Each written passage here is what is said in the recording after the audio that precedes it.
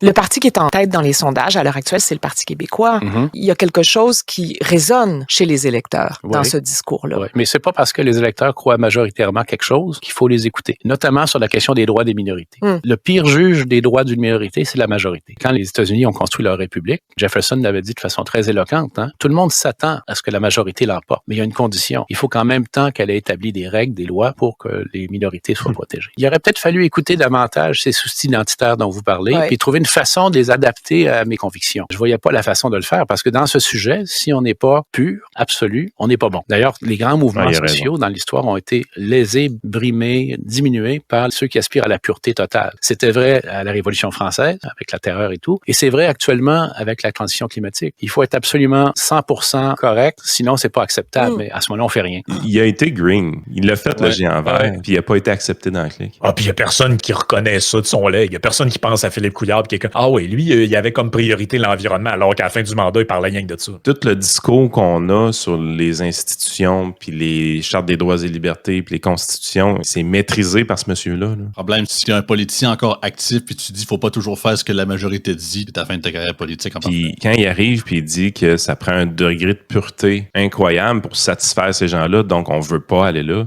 C'est exactement ça qu'on vit de notre bord sans arrêt. Là. Les critiques qu'on reçoit, c'est qu'on ne déteste pas assez les immigrants. Faut le faire en sacrament. Là. Tout ce que tu peux reprocher à notre show, là, c'est qu'on déteste pas les immigrants autant que toi t'es haïs. En ce moment, on est vraiment dans une période où tous les incitatifs sont là. Et si l'enfer. des gens pensent que c'est encore un sujet tabou, là, ça a été déconfiné total. Des gens voient pas tous les commentaires qu'on reçoit, là, mais il y a des affaires, c'est pour vrai gênant. Là. Et pourtant, on dénonce le DEI, on dénonce la discrimination positive, on dénonce toutes les hosties de niaiseries woke. Mais je veux dire, je suis capable de faire la différence entre ce qui est institutionnalisé. Je n'imputerai pas le comportement anecdotique d'un individu à son groupe ethnique. Ça, c'est du racisme. Ça, tu vas pas là. C'est pas parce qu'il y a un gars avec un signe religieux sur la tête qui a fait ça qu'ils sont tous de même. Des Québécois colons, il y en a, esti.